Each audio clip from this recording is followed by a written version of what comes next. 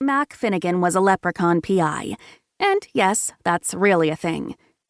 The awaiting slime led Blake and me to believe that Mac had been the second magical being in less than 2 months to have been genied. Todd, meanwhile, had gone into shock, unless he was just a really good actor. I figured he would pass out any moment now.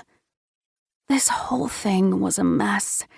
I mean, I was already mad at Blake for this little stunt. Now I was facing another genieing because he dragged me here.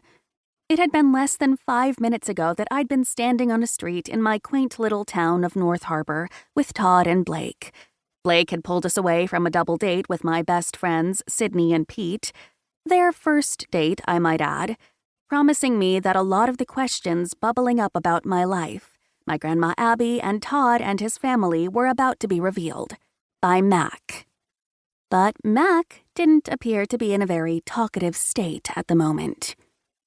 I focused on the putrid-smelling puddle of slime, trying to tamp down my horror, not to mention my nausea. Unlike with Mazzy Diamond, the first being I knew who had been genied, this time I knew what I was looking at, and that it wasn't good. I saw a few red hairs in the puddle that hadn't disintegrated yet, but other than that, there were no identifying features left. I finally looked at Blake, trying not to breathe in the smell. "Please tell me that's not Mac." Blake didn't respond. He was staring too, and judging from his expression, the confident, always got the answer guy had left the building. By the looks of things, nothing was getting revealed tonight. Unless that was the case all along, and this had been nothing more than a clever ruse to get me to let my guard down. But by whom? Mac himself? Blake? Had I been the intended victim tonight, and something had gone awry?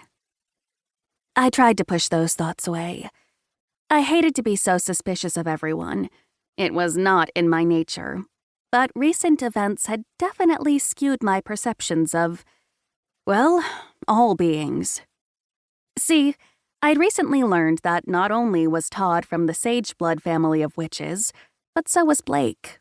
The Sagebloods were the third most powerful family in this realm, after the Ravenstars and Moonstones, and the ones who practiced the darkest magic. As a collective, they also hated both my family lines. Todd had kept this from me the whole time we'd been dating.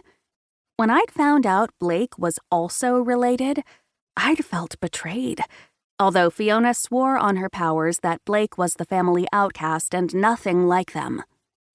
The circumstances were not black and white in either case, but it still made me very edgy. "Stand back," Blake finally spoke. He lifted his hand and waved it in my direction, a quick motion that I might not have even noticed if an invisible wall hadn't suddenly come up, stopping me from getting any closer. "Hey!" I protested. He turned to, I presume, do the same to Todd, but stopped short. We both stared at the empty space where Todd had stood a moment ago. Gone. Not even passed out on the floor. Blake muttered something that sounded like a particularly offensive mortal curse word. "Stay here." He did a quick sweep of the office we were in and the one next door. Upon his return, he grabbed my hand and pulled me away, out the back door and into the alley behind the building. It was a cold night, dark and quiet out here under a sky full of glittering stars. I had no idea how late it was, or if time even worked the same way in the witch world. I was getting freaked out now. "Blake? What is going on here? Where is Todd?" "I don't know, Violet." He looked grim. "I'm guessing someone snapped him up and got him out of here." "Like who? Someone from his family?" "Well, your family," I said pointedly. He gave me a look that said he wasn't in the mood. "Probably." "Well, what did Mac want to tell us?" "I don't know. I wanted you to hear it with me, so I asked him to hold on to the information. Then I came and got you." I narrowed my eyes at him. "Are you messing with me?" The shock on his face was so raw that I instantly regretted my words. Maybe I was naive, but even though he was a witch,